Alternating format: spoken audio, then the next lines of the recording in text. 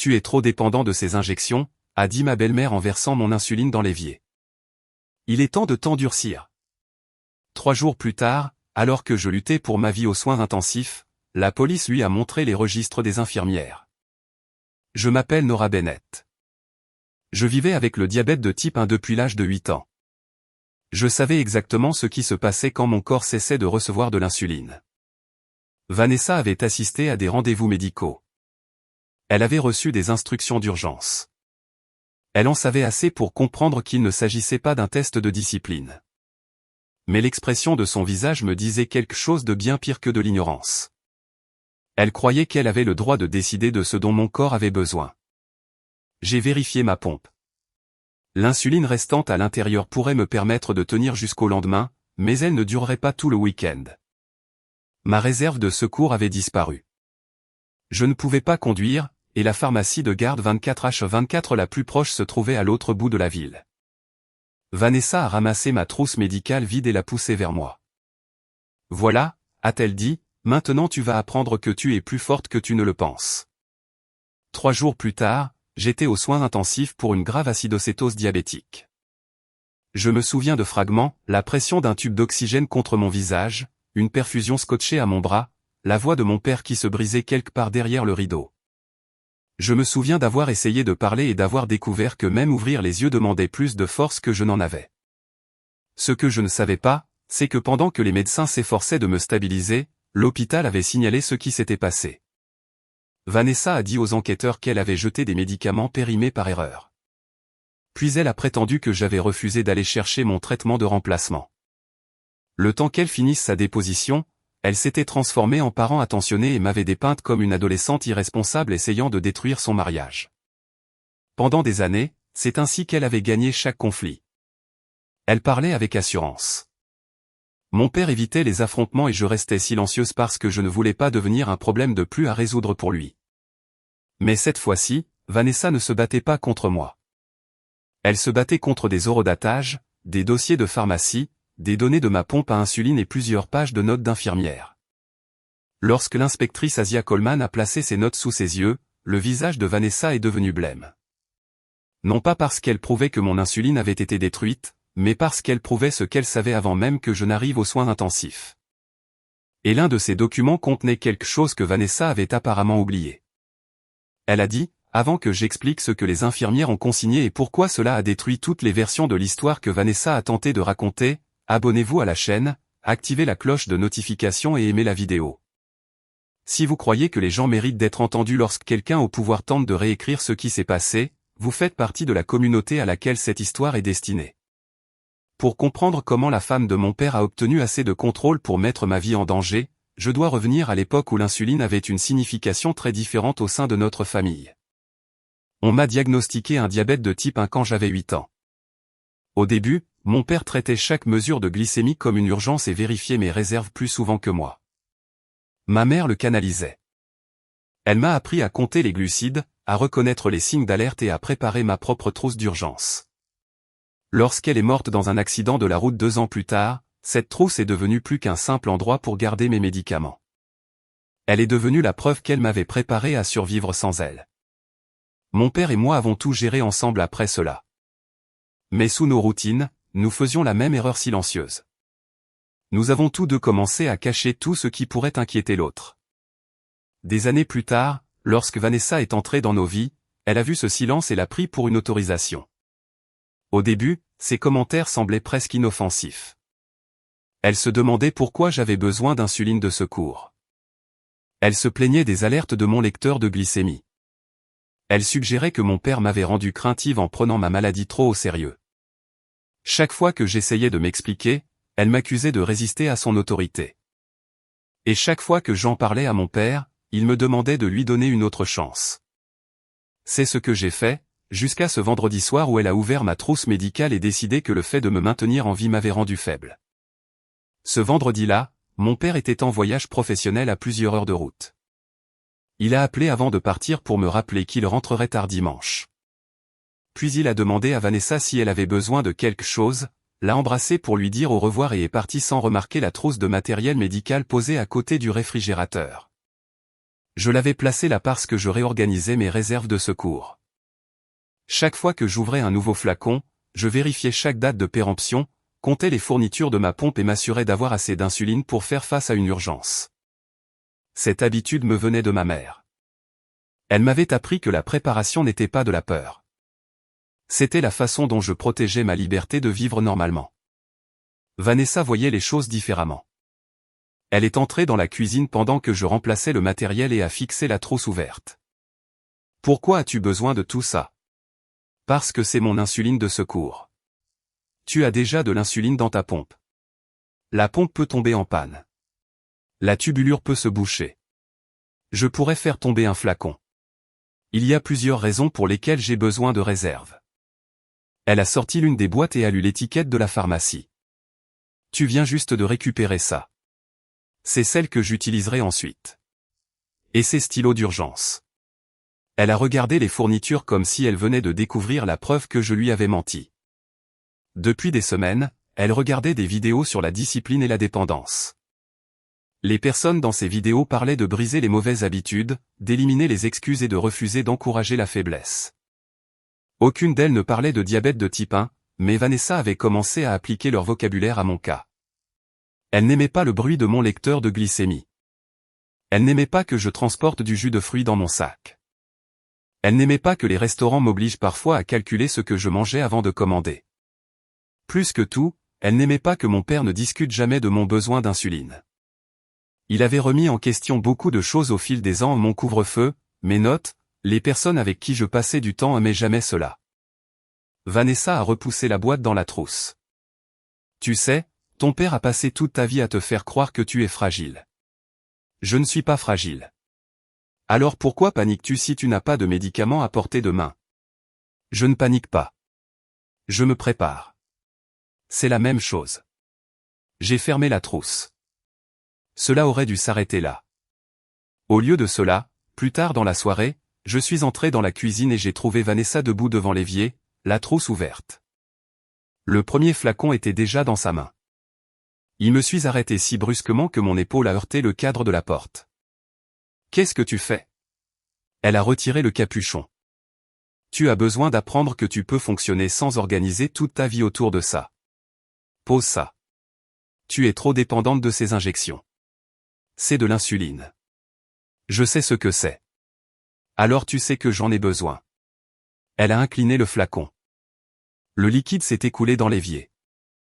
Je me suis avancé vers elle et elle a levé une main comme un agent de police arrêtant une voiture. « Ne transforme pas ça en une autre de tes scènes. Vanessa, mon corps ne produit pas d'insuline.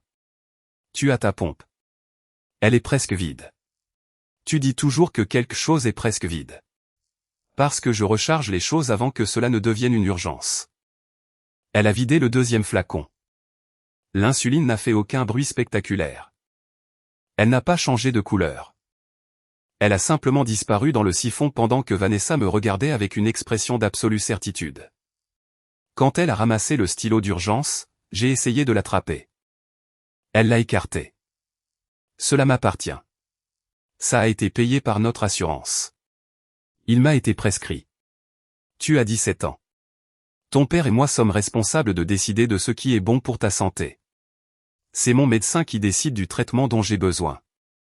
C'est cette phrase qui a changé son expression. Jusqu'alors, elle était moralisatrice. Après que j'ai dit cela, elle est devenue furieuse. Elle a vidé le stylo dans l'évier. Voilà. Maintenant, peut-être apprendras-tu que tu es capable de plus que tu ne le penses. J'ai regardé la trousse vide, puis la pompe fixée sous mon t-shirt. L'écran indiquait qu'il me restait encore un peu d'insuline. Assez pour gagner du temps, mais pas assez pour me permettre de passer le week-end en sécurité. Mes mains ont commencé à trembler. Vanessa l'a remarqué et m'a adressé un petit signe de tête satisfait. Tu vois, c'est psychologique. Non, c'est juste que je comprends ce que tu viens de faire. J'ai sorti mon téléphone. Qui appelles-tu? Ma clinique. Le cabinet de ton médecin est fermé. Le service d'endocrinologie a une ligne d'urgence. Vanessa a croisé les bras comme si elle n'avait aucune raison de s'inquiéter. Je suis allé dans le salon, j'ai composé le numéro imprimé à l'intérieur de ma trousse médicale et j'ai attendu en écoutant les options enregistrées. Léa Morgan a répondu. Elle travaillait avec mon équipe d'endocrinologie depuis assez longtemps pour connaître mes antécédents. Elle savait que je n'appelais pas la ligne d'urgence à la légère. Nora, dis-moi ce qui s'est passé. Mon insuline de secours a été détruite. Il m'en reste un peu dans ma pompe, mais le réservoir ne tiendra pas jusqu'à lundi. Détruite comment? J'ai regardé vers la cuisine. Vanessa se tenait sur le pas de la porte et écoutait. Ma belle-mère l'a vidée dans l'évier. Il y eut un court silence. Était-ce accidentel? Non. La voix de Léa a changé. Elle est restée calme, mais chaque mot est devenu plus pesant. Elle m'a demandé combien d'insuline il restait dans la pompe, si la pompe fonctionnait, ce qu'indiquait mon lecteur de glycémie et si j'avais d'autres réserves d'urgence. J'ai répondu à chaque question. Puis elle a demandé à parler à Vanessa. Vanessa a d'abord refusé. Elle réagit de manière excessive, a-t-elle dit assez fort pour que Léa l'entende. Léa a demandé que je mette l'appel sur haut-parleur. Quand je l'ai fait, elle a expliqué qu'une personne atteinte de diabète de type 1 ne pouvait pas arrêter l'insuline sans danger. Elle a précisé que ma pompe contenait de l'insuline à action rapide et qu'une fois le réservoir vide, je n'aurais plus d'insuline à action prolongée pour me protéger. Vanessa a levé les yeux au ciel. Elle en a assez pour ce soir. Cela ne résout pas le problème, a dit Léa. Elle a besoin d'insuline de remplacement avant que la pompe ne soit vide. Léa a organisé une prescription d'urgence à la pharmacie de garde 24H24 située à l'autre bout de la ville. Elle a expliqué qu'elle soumettait une dérogation parce que le médicament avait été détruit avant la date de renouvellement prévue. Puis elle a répété les instructions à Vanessa. L'insuline devait être récupérée ce soir-là. Si ma pompe tombait en panne ou se vidait avant que je ne la reçoive, je devais être emmené directement aux urgences. Vanessa a finalement répondu, je comprends. Léa lui a demandé de confirmer qu'elle irait chercher l'ordonnance. J'ai dit, je comprends. Je vais y aller. Léa a consigné l'appel et m'a dit de recontacter le service en cas de retard. Quand l'appel a pris fin, j'ai coupé le haut-parleur. Merci. Vanessa m'a fixé. Tu m'as embarrassé. Je lui ai dit ce qui s'est passé. Tu m'as fait passer pour quelqu'un de dangereux. Tu as jeté des médicaments dont j'ai besoin pour vivre, et maintenant tu as une autre ordonnance. Ta crise est donc terminée. Vanessa a pris ses clés sur le comptoir. J'y vais. Je voulais y croire. Non pas parce que j'avais confiance en elle, mais parce que le fait de la croire permettait à la situation de rester un conflit familial privé. L'alternative consistait à appeler les secours, à signaler ce qu'elle avait fait et à dire à mon père que la femme qu'il avait épousée avait délibérément interféré avec mon traitement. J'avais passé des années à éviter exactement ce genre d'explosion. Malgré tout, j'ai envoyé un message à Tess, Vanessa a jeté mon insuline de secours. La clinique a envoyé une ordonnance de remplacement à l'autre bout de la ville. Elle dit qu'elle va la chercher maintenant. Tess a répondu presque immédiatement, tu veux que je vienne? Elle était partie avec sa famille pour le week-end, à plusieurs heures de route, mais elle a proposé d'appeler quelqu'un de proche ou de contacter les urgences pour moi. Je lui ai dit que Vanessa était déjà en train de partir. Tess m'a fait promettre d'envoyer un message dès que l'insuline serait là. J'ai regardé Vanessa s'en aller en voiture à 20h30 ce soir-là. La pharmacie était à environ 25 minutes de chez nous. Une heure a passé, puis une autre. À 21h50, Vanessa est revenue avec 2 sacs de courses. Il n'y avait pas de sac de pharmacie parmi eux. L'ordonnance est restée à la pharmacie. Où est-elle? Vanessa a posé les courses sur le comptoir. La pharmacie a refusé de la donner. Pourquoi? L'assurance. Léa a organisé une dérogation. Eh bien, apparemment, ça n'a pas marché. Est-ce que tu leur as demandé de l'appeler? Ils ont dit que le cabinet était fermé. Le service d'urgence est ouvert. Vanessa a commencé à ranger de la nourriture dans le réfrigérateur. J'ai appelé la pharmacie. Un message automatique disait que mon ordonnance était prête à être récupérée. Vanessa l'a entendu. Ce système n'est pas toujours fiable. J'ai attendu pour parler à un pharmacien. Le temps d'attente estimé était de plus de 20 minutes. Vanessa continuait à vider les courses, se comportant comme si l'affaire était classée. Quand un employé de la pharmacie a enfin répondu, j'ai donné mon nom et ma date de naissance. Oui, a dit l'employé. L'insuline est prête. Y a-t-il un problème d'assurance? Non. La dérogation d'urgence a été acceptée. J'ai regardé Vanessa. Elle a cessé de bouger. Quelqu'un a-t-il déjà essayé de venir la chercher? L'employé a vérifié. Non, elle est prête depuis peu après 20 heures. Je l'ai remerciée et j'ai raccroché. Vanessa a plié l'un des sacs de course vides avec un soin superflu. Tu n'es pas allé à la pharmacie. Je n'ai pas dit que j'étais entré à l'intérieur. Tu as dit à Léa que tu allais la chercher. Je suis sorti. J'ai décidé de ne pas faire tout le trajet à l'autre bout de la ville après la tombée de la nuit alors que tu as encore de l'insuline dans ta pompe. Tu m'as menti. J'ai pris une décision en tant qu'adulte responsable de cette maison. Tu as entendu ce que Léa a dit. J'ai entendu une infirmière répéter les mêmes peurs qu'on t'enseigne depuis l'enfance. Ce n'était pas de la peur. C'était une consigne médicale. Le visage de Vanessa s'est durci. Tu n'appelles plus personne d'autre ce soir. J'ai pris mon téléphone. J'appelle Tess. Tu m'as dit qu'elle était à des heures de route. Elle peut appeler sa mère. Elle peut m'aider à trouver quelqu'un pour m'emmener. Tu ne vas pas mêler une autre famille à ça sous prétexte que tu refuses d'attendre le matin. La pharmacie est ouverte. Et j'ai dit non. Elle a tendu la main. J'ai passé mon téléphone derrière mon dos. C'est mon téléphone. C'est ton père qui le paie. Ça ne te donne pas le droit de m'empêcher de recevoir des soins médicaux. Je ne t'en empêche pas. Je te dis d'attendre quelques heures. J'aurais dû appeler les urgences à ce moment-là. Pendant longtemps après, les gens m'ont demandé pourquoi je ne l'avais pas fait. Certains l'ont demandé gentiment. D'autres l'ont demandé comme si la réponse pouvait décharger Vanessa de sa responsabilité. La vérité était complexe, mais pas mystérieuse. J'avais 17 ans. La pompe fonctionnait toujours. Ma glycémie était stable. L'ordonnance était prête. La voiture était à 6 mètres. L'adulte responsable de moi promettait qu'elle m'y emmènerait le matin. Et on m'avait appris pendant 3 ans qu'aggraver un conflit avec Vanessa faisait de moi le problème. J'ai envoyé un message à Tess pour lui dire que la pharmacie avait l'ordonnance, mais que Vanessa voulait attendre le matin. Tess a immédiatement répondu qu'attendre semblait dangereux. J'étais d'accord. Elle a de nouveau proposé d'appeler quelqu'un. Avant que je puisse répondre, Vanessa s'est approchée. Tu as 2 choix. Soit tu arrêtes de donner ce spectacle, soit je confisque ton téléphone jusqu'au retour de ton père.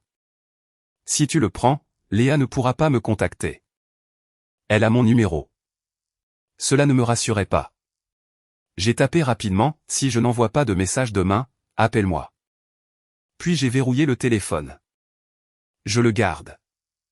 Vanessa m'a observé pendant plusieurs secondes. Très bien, mais on n'en reparle plus ce soir. Je suis retourné dans ma chambre et j'ai vérifié ma pompe. L'insuline restante baissait au rythme prévu. Elle ne durerait pas toute la journée du lendemain. Je n'ai pas beaucoup dormi. Chaque fois que la pompe bougeait contre ma peau, je vérifiais l'écran. J'entendais en boucle l'insuline s'écouler dans l'évier. Bien que la maison soit silencieuse à 7 heures le lendemain matin, je me suis habillé et je suis descendu. Vanessa buvait du café. Je suis prête. Pourquoi? La pharmacie. C'est samedi. C'est ouvert. J'ai des choses à faire ici. Ça ne peut pas attendre. Tu as encore ta pompe. Elle sera vide aujourd'hui. Alors on ira plus tard. À quelle heure? Quand je serai prête. J'ai rappelé la pharmacie pour confirmer que le médicament m'attendait toujours. Puis j'ai contacté la ligne d'urgence et laissé un message demandant à parler à Léa. Vanessa m'observait depuis la table de la cuisine. Tu es bien décidé à faire croire aux gens que je te maltraite. J'essaie de récupérer mon insuline. Cette phrase est restée gravée en moi. Elle avait créé le danger, puis se servait de ma réaction à ce danger comme preuve que j'étais irrationnel. Je suis remonté et j'ai tenté de joindre mon père. Je suis tombé sur sa messagerie. Je lui ai dit qu'il y avait eu un problème avec mon insuline, qu'un traitement de remplacement m'attendait et que j'avais besoin qu'il me rappelle. J'ai gardé un ton délibérément calme. J'essayais encore de rendre la vérité facile à entendre pour les autres. Juste avant midi, ma pompe a sonné. Le réservoir était presque vide. Je suis redescendu. On doit y aller maintenant. Vanessa a regardé l'écran, puis moi. Tu as dit qu'elle était presque vide hier, et elle l'est toujours aujourd'hui, donc elle a duré plus longtemps que tu ne le prétendais. Non, elle a duré exactement le temps que j'avais annoncé. Elle a pris son sac à main sur la chaise. Pendant une seconde d'espoir, j'ai cru que nous partions enfin. Au lieu de cela, elle est allée dans la buanderie. J'ai une machine à finir. Je suis resté là, planté, à la regarder partir. C'est là que j'ai compris que ce retard n'était pas de l'indécision. Elle attendait que la pompe se vide. Dès que cela est devenu intentionnel, la pompe a émis son alarme de réservoir vide, en fin d'après-midi ce samedi. C'était un bruit que j'avais déjà entendu, mais jamais sans insuline de remplacement à portée de main. J'ai montré l'écran à Vanessa. Elle est vide. Elle a à peine regardé. Alors éteins l'alarme. Je dois aller à l'hôpital. Tu devais arrêter de t'autoriser à paniquer. Je n'ai plus d'insuline dans le corps, à part ce que la pompe a délivré tout à l'heure. Ça peut devenir une urgence très rapidement. Tu as l'air en forme. J'ai rappelé la clinique. Léa a rappelé alors que j'étais encore dans le salon. Elle a demandé si j'avais récupéré l'ordonnance. Non. Pourquoi? J'ai regardé directement Vanessa. Elle refuse de m'y emmener. Léa a demandé si la pompe contenait encore de l'insuline. Elle vient de se vider. Alors tu as besoin de soins d'urgence. N'attends pas l'apparition des symptômes. Vanessa a tendu le bras pour prendre le téléphone. Je me suis écarté. La voix de Léa est devenue plus ferme. Nora, es-tu en mesure d'appeler les secours? Oui. Fais-le maintenant, ou demande à un autre adulte de t'emmener immédiatement aux urgences. Vanessa a parlé plus fort que moi, je l'emmène. Léa a demandé à confirmer qui parlait. Vanessa s'est présentée. Vous devez partir maintenant, a dit Léa. Cela ne peut pas attendre demain. Nous y allons. S'il vous plaît, appelez-moi depuis l'hôpital à votre arrivée. V. Vanessa a raccroché. Pendant un instant, aucune de nous deux n'a parlé. Puis elle a posé mon téléphone sur la table. Prends tes chaussures.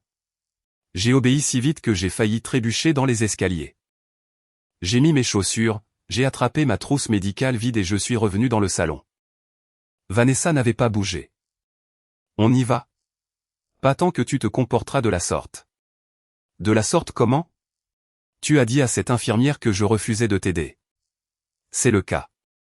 J'allais t'emmener. Tu lui as dit que nous étions déjà en train de partir. Et ensuite tu as recommencé à m'accuser. Je l'ai dévisagé. Tu refuses de m'emmener parce que j'ai dit la vérité. Je refuse de récompenser la manipulation.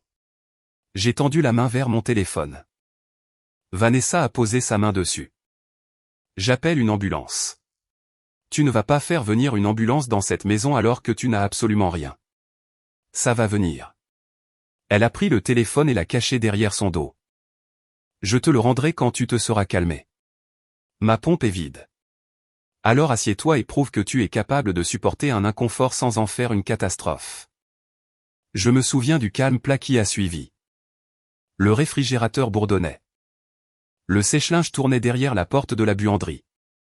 Les rayons du soleil traversaient le sol entre nous. Tout avait l'air normal. C'est ce qui m'a fait le plus peur. Vanessa n'était pas hors de contrôle. Elle ne criait pas. Elle n'était pas confuse. Elle prenait calmement la décision d'attendre de voir à quel point j'allais tomber malade. Je suis monté à l'étage et j'ai ouvert mon ordinateur portable. J'ai essayé d'envoyer un message à Tess via le navigateur, mais le réseau domestique m'avait déconnecté de l'application et exigeait une vérification par mon téléphone. À la place, j'ai envoyé un email à mon père, mon insuline a disparu. Vanessa refuse de m'emmener à la pharmacie ou à l'hôpital. S'il te plaît, appelle-moi.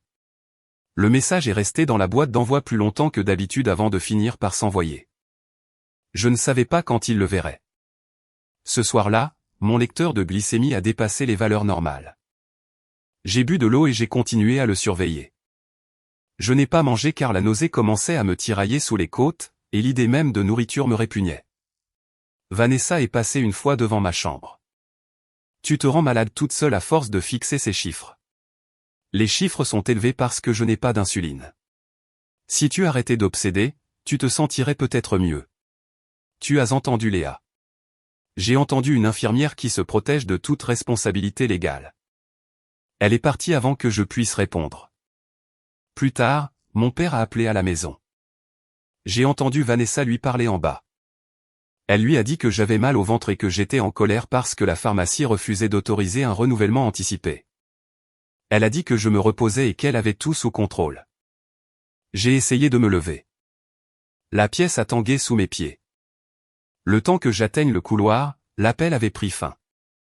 Est-ce que tu lui as dit ce que tu as fait? Vanessa a levé les yeux depuis le bas des escaliers. Je lui ai dit que tu étais malade. Lui as-tu dit que tu avais jeté mon insuline? Je lui ai dit qu'il y avait un problème de renouvellement. Ce n'est pas ce qui s'est passé. Il travaille. Il n'a pas besoin que tu le distrais. Je lui ai laissé un message vocal. Je sais. Mon estomac s'est serré. Comment? Sa notification de message vocal est apparue sur le compte de téléphone partagé. Tu l'as écouté. Je me suis assuré qu'il avait des informations exactes avant qu'il ne panique. Tu l'as supprimé. J'ai corrigé un malentendu. J'ai agrippé la rampe parce que mes jambes fléchissaient. Rappelle-le. Va te coucher. Rappelle-le. Tu ne vas pas me donner d'ordre dans ma propre maison. Je voulais lui dire que c'était aussi ma maison. Au lieu de cela, je me suis concentré sur le fait de rester debout. Cette nuit-là, la soif est devenue quelque chose de bien plus grand qu'une simple soif. Ma bouche restait sèche, peu importe la quantité d'eau que je buvais. Ma tête me faisait souffrir et mon cœur semblait battre trop vite. Le lecteur continuait de sonner. Vanessa a fermé la porte de ma chambre pour ne plus l'entendre.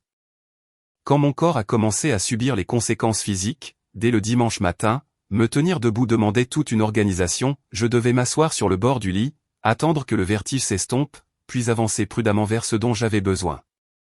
Mes muscles me semblaient lourds. Mon estomac me faisait souffrir. Chaque gorgée d'eau me provoquait de la nausée.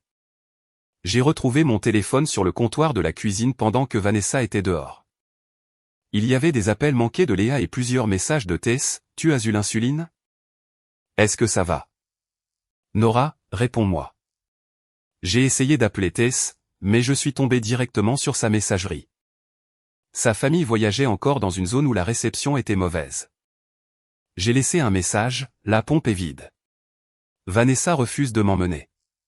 Je commence à être très malade. S'il te plaît, appelle quelqu'un si tu entends ça. Ma voix semblait lointaine. J'ai ensuite composé le numéro des secours. Avant que l'appel ne soit établi, la porte arrière s'est ouverte. Vanessa a traversé la cuisine et m'a arraché le téléphone des mains. Qui appelles-tu? Une ambulance. Non. Je tiens à peine debout. Tu es resté allongé au lit toute la nuit. Forcément, tu es faible. Je fais une acidocétose. Tu t'es diagnostiqué toi-même maintenant? J'en connais les symptômes. Elle a coupé l'appel avant que l'opérateur ne réponde. Puis elle a placé le téléphone dans son sac à main et l'a fermé avec la fermeture éclair. Tu ne récupéreras pas ça avant le retour de ton père. J'ai besoin d'aide. Tu dois t'arrêter. Ce sont les premiers mots qu'elle a dit qui m'ont fait croire que je pourrais réellement mourir dans cette maison. Non pas parce qu'ils étaient forts ou menaçants, mais parce qu'ils étaient sans appel. La clinique a appelé sur le téléphone de Vanessa plus tard dans la matinée. Je pouvais entendre faiblement la voix de Léa à travers le haut-parleur. Vanessa est passée dans une autre pièce, mais je l'ai suivie jusqu'au couloir. Léa a demandé si j'avais été emmené aux urgences. Vanessa a répondu que nous avions choisi de surveiller mon état à la maison. Léa lui a répété qu'il n'existait aucun protocole de surveillance à domicile pour un diabétique de type 1 dont les réserves d'insuline étaient épuisées. Vanessa a prétendu que j'avais encore de l'insuline dans ma pompe. J'ai crié depuis le couloir, elle est vide. Vanessa s'est détournée. Léa m'a entendu. Elle a ordonné à Vanessa d'appeler les secours immédiatement. Vanessa a dit qu'elle m'y conduirait elle-même. Léa lui a demandé de répéter cette consigne. Vanessa s'est exécutée. Cela est devenu la deuxième note infirmière. Sur le coup, cela a semblé être juste une autre conversation stérile. Plus tard, cela s'est avéré être la preuve que Vanessa comprenait exactement ce qu'elle refusait de faire. Quand l'appel a pris fin, j'ai réclamé mon téléphone. Non. Tu viens de lui promettre que tu m'emmènerais. J'ai dit que je l'avais entendu. Tu as dit que tu m'emmènerais. Je déciderai du moment. Elle est retournée dans la cuisine et a commencé à faire le ménage. Je me suis assise sur la dernière marche de l'escalier parce que je n'avais plus la force de remonter dans ma chambre. Vanessa m'a contourné à 2 reprises. La première fois, elle portait du linge. La seconde fois, elle tenait un verre d'eau et l'a posé à côté de moi. Tu as besoin de boire. J'ai besoin d'insuline. Tu as besoin des deux. Alors emmène-moi à l'hôpital. Tu ne vas pas me contrôler en refusant de boire.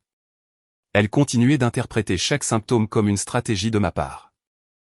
J'ai bu parce que je savais que la déshydratation aggraverait tout. Quelques minutes plus tard, j'ai vomi dans l'évier de la salle de bain du rez-de-chaussée. Vanessa se tenait sur le pas de la porte. Tu t'es mise toi-même dans cet état. J'ai agrippé le comptoir. C'est ce qui se passe quand on n'a plus d'insuline. Si c'était vrai, tu te serais effondré hier. Ce n'est pas comme ça que ça marche. Tu as toujours réponse à tout. J'ai regardé mon reflet. Ma peau était pâle. Mes yeux semblaient enfoncés. Je pouvais voir ma poitrine se soulever plus profondément à chaque inspiration. Le corps ne négocie pas avec le déni. Il enregistre ce qui lui arrive. Ma pompe avait enregistré le moment où le réservoir s'était vidé. Mon lecteur de glycémie avait enregistré la hausse qui s'en était suivie. Mon cœur, mes reins, mes analyses de sang et mes poumons enregistraient la même réalité d'une manière que Vanessa ne pouvait pas voir. L'après-midi venu, j'ai arrêté de me disputer. Cela l'a effrayée plus que tout ce que j'avais pu dire. Elle est apparue sur le pas de ma porte et m'a demandé pourquoi je restais silencieuse. Je ne pouvais pas lui expliquer que parler demandait une énergie que je n'avais plus. Elle m'a touché le front. Tu n'as pas de fièvre. J'ai détourné le visage. Tu rends les choses plus difficiles qu'elles ne devraient l'être. J'ai alors pensé à ma mère. Pas de façon théâtrale. Je ne l'ai pas vue et je n'ai pas entendu sa voix. Je me suis souvenu de ses mains préparant ma première trousse d'urgence, et de la patience avec laquelle elle m'avait appris à utiliser tout ce qu'elle contenait. Elle m'avait préparé à faire face au danger. Elle n'aurait pas pu me préparer à voir un adulte me priver de tous les recours possibles. Mon père a rappelé ce soir-là. Vanessa a répondu dans la cuisine et lui a dit que je dormais. Il a expliqué que son travail avait pris du retard et qu'il rentrerait le lendemain matin. Vanessa l'a assuré qu'il n'y avait aucune raison de conduire toute la nuit. Je n'ai entendu que des bribes, mais j'en ai compris assez. Elle ne voulait pas qu'il rentre avant d'avoir décidé de la version du week-end qu'elle allait lui présenter. Cette nuit-là, j'ai dormi par intermittence. Ma respiration est devenue profonde et involontaire, mon estomac s'est contracté de crampes. Parfois, je savais exactement où j'étais. D'autres fois, les ombres dans ma chambre me semblaient détachées des meubles qui les projetaient. J'ai cru entendre mon téléphone sonner en bas. J'ai essayé de me lever et je suis tombé à côté du lit.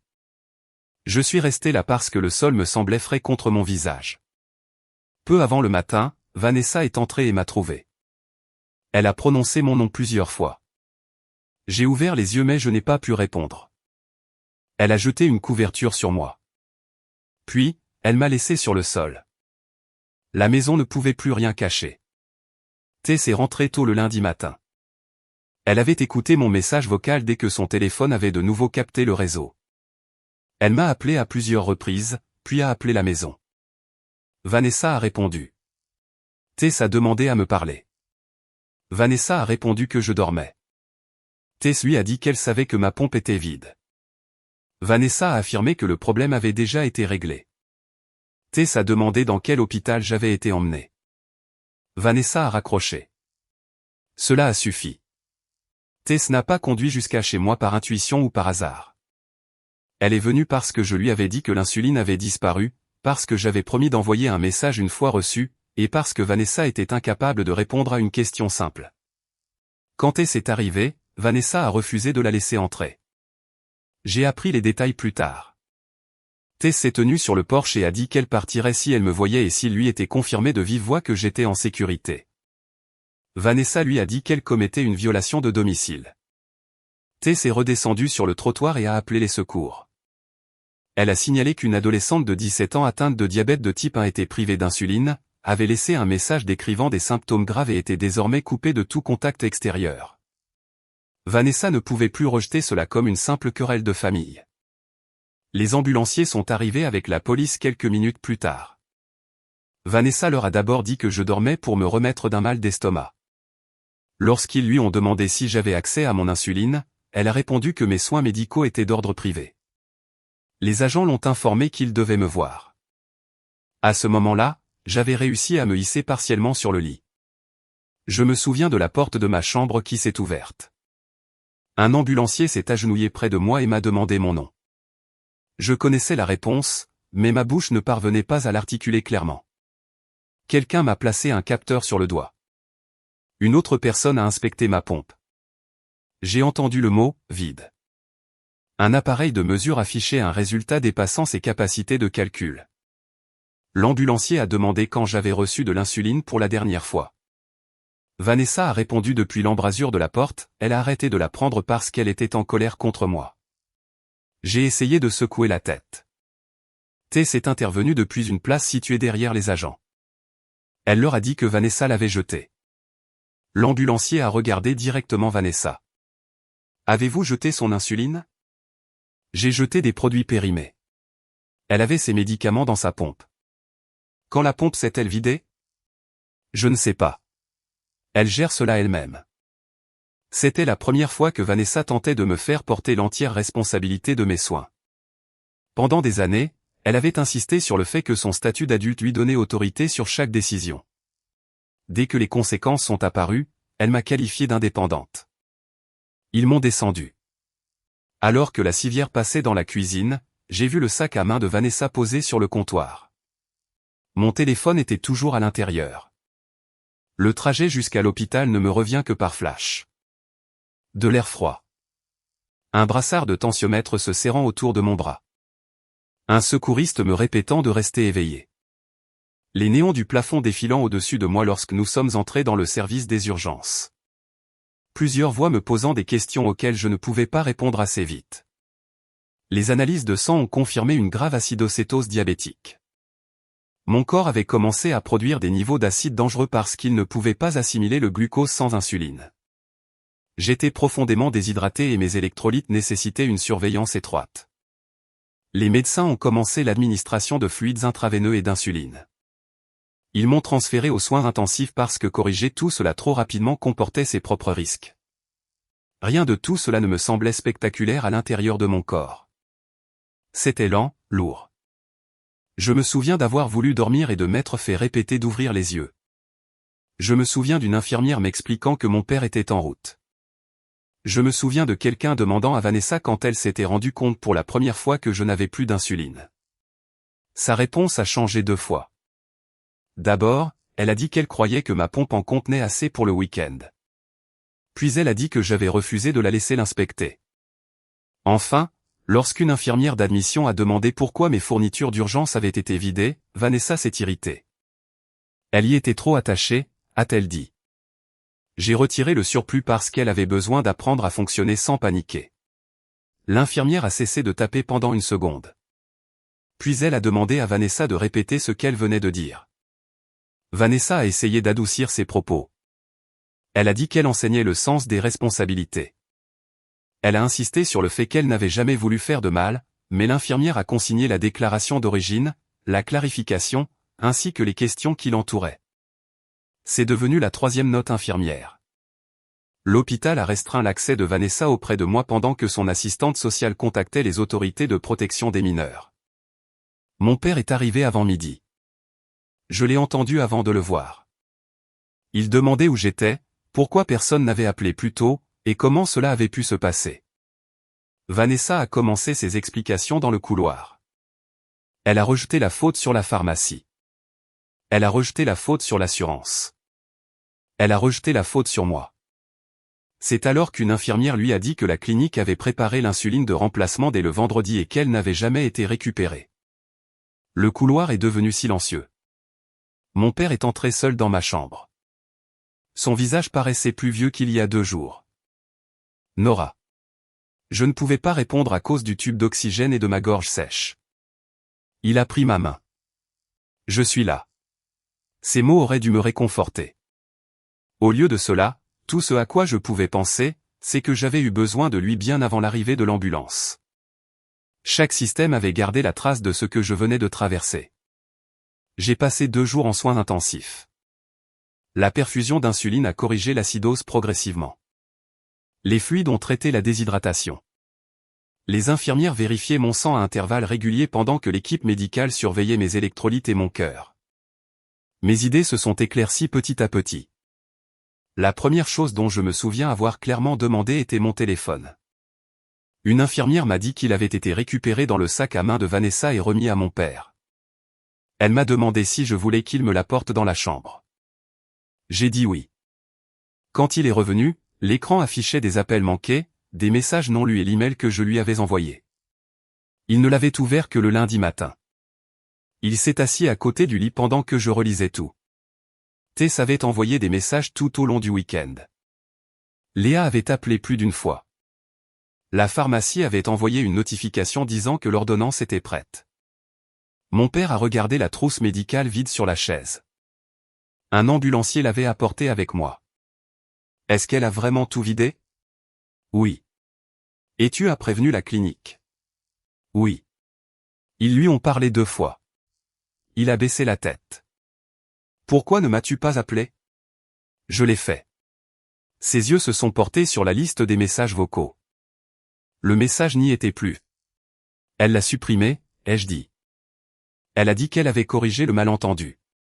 Mon père s'est couvert la bouche d'une main. Pendant plusieurs secondes, aucun de nous n'a parlé. Puis il a dit, j'aurais dû savoir. J'étais trop fatigué pour ménager ses sentiments. Tu aurais dû vérifier. Il a acquiescé. J'aurais dû te croire avant tout ça. Oui.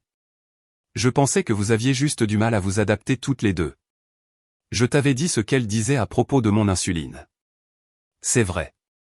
Tu n'arrêtais pas de me demander de lui donner une autre chance. Je sais. Je l'ai regardé lutter pour formuler des excuses à la hauteur du drame.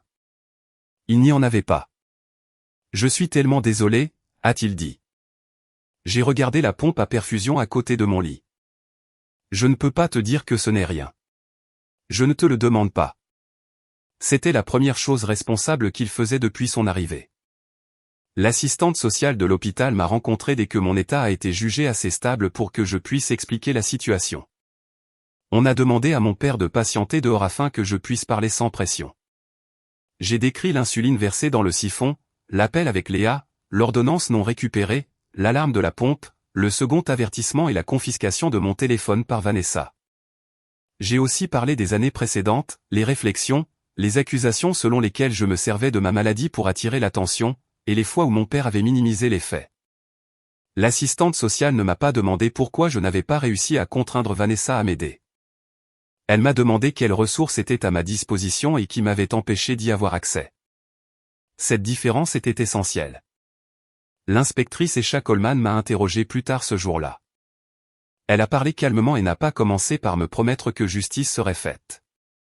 Elle m'a expliqué que son rôle consistait à établir les faits à l'aide de preuves. Te souviens-tu de ce que Vanessa a dit quand elle a jeté l'insuline? Je l'ai répété. Comprenait-elle que l'insuline était médicalement indispensable? Elle avait assisté au rendez-vous. Léa le lui a également expliqué ce soir-là. As-tu déjà dit à Vanessa que tu voulais arrêter de prendre de l'insuline? Non. As-tu refusé qu'elle te transporte? Non. As-tu refusé de récupérer l'ordonnance? Non. Avais-tu un accès indépendant à un véhicule? Non. T'a-t-elle empêché d'utiliser ton téléphone? Oui. L'inspectrice Coleman a demandé si Tess pouvait fournir les messages que j'avais envoyés.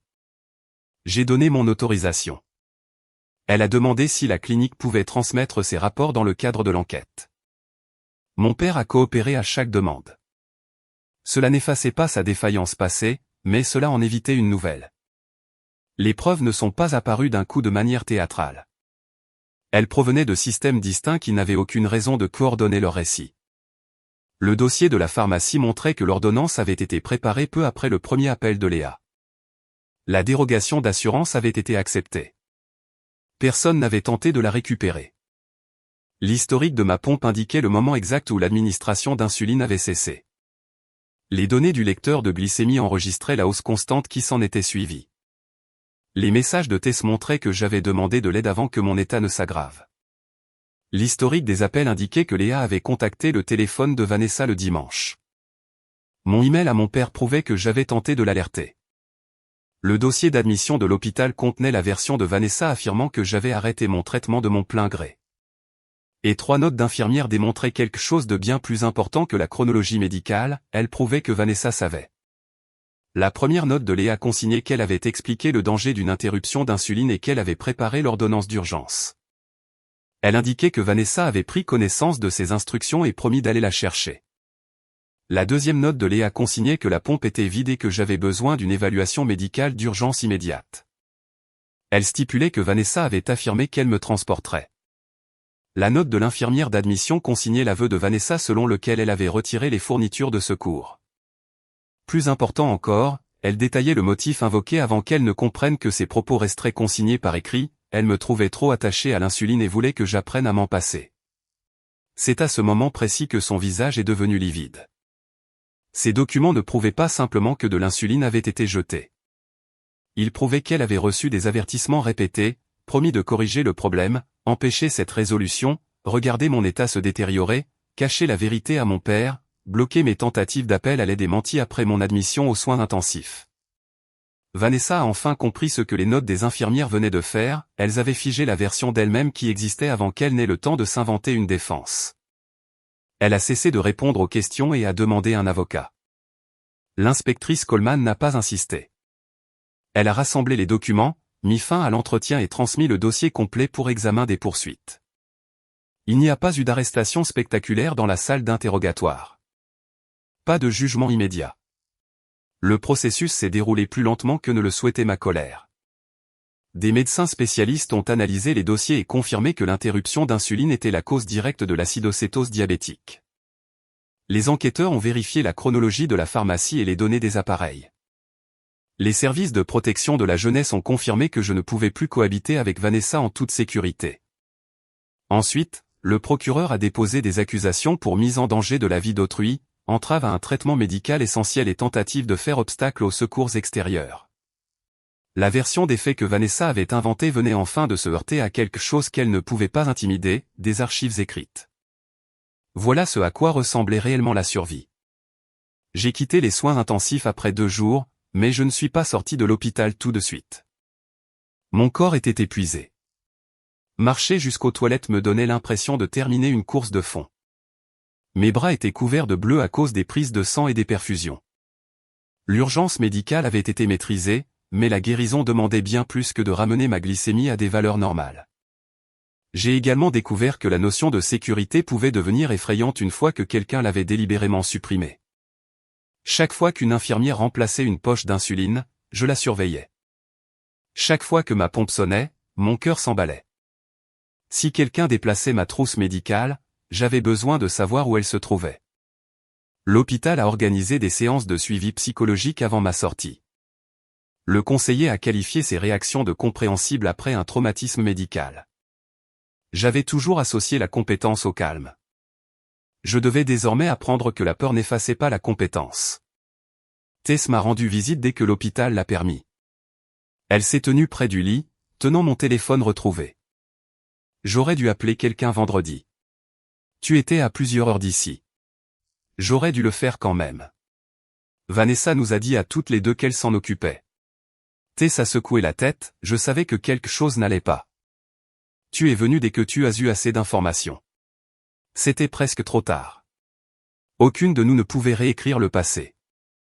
Je lui ai demandé de ne pas faire de ce week-end un prétexte pour surveiller la moindre de mes décisions. J'ai besoin d'une amie, ai-je dit, pas d'une autre personne qui décide de ce que je peux supporter. Elle a compris. C'était là toute la différence entre l'attention et le contrôle. l'attention écoute. Le contrôle présume. Mon père a passé la majeure partie de mon séjour à l'hôpital sur un fauteuil près de la fenêtre. Il gérait les appels avec l'avocat, la compagnie d'assurance, la pharmacie et les enquêteurs.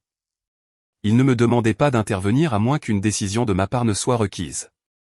Avant ma sortie, il m'a présenté le nouveau plan de sécurité. Vanessa n'avait plus accès à la maison. Les serrures avaient été changées. Ses affaires avaient été retirées sous surveillance. Elle avait interdiction de me contacter directement. Mon père avait organisé un stockage sécurisé de mon insuline dans plusieurs endroits. La pharmacie avait ajouté des protections à mon compte. Ma clinique avait répertorié les contacts d'urgence agréés, était s'y figurer uniquement parce que je l'avais demandé. Tu n'es pas obligé de rentrer à la maison si tu ne t'y sens pas en sécurité, a-t-il dit. Où irai-je? On peut organiser un hébergement temporaire. J'irai loger ailleurs si tu as besoin de la maison sans moi. Cette proposition m'a fait plus de mal que je ne l'aurais cru. Une semaine auparavant, il s'imaginait que sa simple présence suffisait à sécuriser les lieux. Aujourd'hui, il comprenait qu'il ne pouvait pas décréter la sécurité à ma place. Je vais rentrer, ai-je dit, mais tout n'est pas réglé pour autant. Je sais. Et je garde le contrôle exclusif de mes médicaments. Oui. Tu ne les déplaces pas. Tu ne les vérifies pas sans demander. Tu n'y donnes accès à personne. Oui. Si je dis que quelque chose ne va pas, tu m'écoutes avant de décider si c'est commode pour toi ou non. Il a baissé les yeux, oui. Je suis revenu à la maison avec un kit d'insuline temporaire fourni par l'hôpital. La cuisine avait été nettoyée, mais je voyais encore l'évier où l'insuline avait disparu. Mon père a proposé de le remplacer. Je lui ai dit de n'en rien faire. L'évier n'y était pour rien. Pendant les premières nuits, j'ai dormi avec la trousse médicale à côté de mon lit. Plus tard, je l'ai placée dans un tiroir fermé à clé. Puis, au bout de quelque temps, j'ai posé le nécessaire quotidien sur mon bureau, là où il était le plus facile d'accès. La guérison ne s'est pas faite en une seule décision courageuse. Elle s'est construite à travers de petits choix qui ont appris à mon corps qu'il n'était plus pris au piège. Mon père a commencé une thérapie. Il a également suivi de nouveau des cours d'éducation sur le diabète, non pas parce qu'il avait oublié comment fonctionnait l'insuline, mais parce qu'il devait affronter la facilité avec laquelle il avait permis à l'assurance d'une autre personne de l'emporter sur mon expérience. Il ne m'a pas demandé de l'accompagner en thérapie. Il n'a pas rapporté de cadeaux grandioses et n'a pas fait de promesse de devenir un père parfait. Il a commencé par des gestes ordinaires. Il frappait avant d'entrer dans ma chambre. Il demandait l'autorisation avant de toucher à mon matériel médical. Quand je lui disais que quelque chose me mettait mal à l'aise, il ne cherchait pas à m'expliquer pourquoi je devrais ressentir les choses autrement. Parfois, cela me rendait encore plus furieuse, cela prouvait à quel point m'écouter avait toujours demandé peu d'efforts. Un soir, il m'a demandé si je pensais pouvoir lui pardonner un jour. Je ne sais pas, il a hoché la tête, je peux vivre avec ça. Tu le dois. Je sais. Voilà la tournure qu'a prise notre relation, ni réparée, ni détruite, en pleine reconstruction, sans aucune garantie qu'elle ne redevienne jamais ce qu'elle avait été. Les conséquences. Des faits que Vanessa ne pouvait pas réécrire. La procédure judiciaire s'est poursuivie pendant des mois. Au départ, Vanessa a maintenu qu'elle avait cherché à m'enseigner le sens des responsabilités. Son avocat a plaidé qu'elle avait mal évalué le danger médical et qu'elle avait paniqué une fois que j'étais tombé malade. Les pièces du dossier contredisaient ces deux affirmations.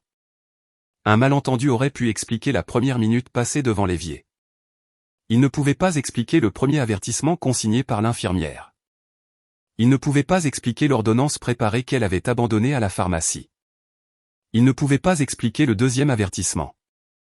Il ne pouvait pas expliquer la confiscation de mon téléphone. Il ne pouvait pas expliquer ses mensonges à mon père ou ses accusations à l'hôpital. Chaque décision réduisait la possibilité d'une quelconque innocence. Les experts médicaux ont expliqué que ma pompe utilisait de l'insuline à action rapide et que, dès l'arrêt de la diffusion, je ne disposais plus d'aucune insuline à action prolongée pour me protéger. Ils ont recoupé l'historique de l'appareil avec mes examens de laboratoire et lors de mon malaise. Les preuves ne dépendaient pas de l'avis d'un jury sur le caractère sympathique ou non de Vanessa. Elles reposaient sur ce qu'elle savait et sur ce qu'elle avait choisi de faire. Avant que l'affaire ne passe en procès, elle a accepté un accord de plaider coupable pour mise en danger médical grave d'autrui, felonie médicale en dangerme. Le tribunal a prononcé une peine de prison ferme suivie de mesures de liberté surveillée. Elle a été condamnée à rembourser les frais médicaux non pris en charge par l'assurance, à se conformer à des obligations de suivi et à ne pas m'approcher. J'ai soumis une déclaration écrite sur l'impact de ces événements. Je n'ai pas décrit Vanessa comme un monstre. Cela aurait rendu l'histoire plus simple qu'elle ne l'était en réalité. Elle avait été une adulte organisée et tout à fait fonctionnelle. Elle payait ses factures à temps, se souvenait de ses rendez-vous et se présentait comme une personne responsable. Elle ne m'avait pas fait de mal par incapacité à comprendre des instructions. Elle m'avait fait du mal parce qu'accepter ces instructions l'aurait obligée à admettre que mon corps avait des besoins que son autorité ne pouvait pas modifier. J'ai décrit mon réveil aux soins intensifs. J'ai décrit le fait d'entendre la voix de mon père sans ressentir le moindre soulagement. J'ai écrit sur le fait de surveiller chaque poche d'insuline après mon hospitalisation parce que la sécurité ne me semblait plus acquise. Surtout, j'ai écrit que Vanessa avait tenté de transformer une dépendance médicale en une défaillance morale. Le tribunal ne m'a pas rendu ce week-end. Il n'a pas effacé ma peur ni reconstruit ma relation avec mon père. Les conséquences judiciaires ne sont pas synonymes de réparation. Mais elles ont établi ce que ma famille avait été incapable d'établir par elle-même, ce que Vanessa avait fait n'était pas de la discipline. Ce n'était pas de l'éducation stricte. Ce n'était pas un désaccord sur mon degré d'autonomie. C'était une mise en danger. La procédure de divorce de mon père a suivi son cours parallèlement. Vanessa l'a accusé de l'abandonner au moment où elle avait besoin de soutien. Elle a dit qu'il me choisissait par culpabilité. Peut-être que la culpabilité était en partie ce qui l'avait enfin poussé à agir. Mais il n'est pas revenu sur sa décision. Il a fourni les informations demandées par le biais des avocats et a cessé de discuter de l'affaire avec moi, sauf si je le demandais.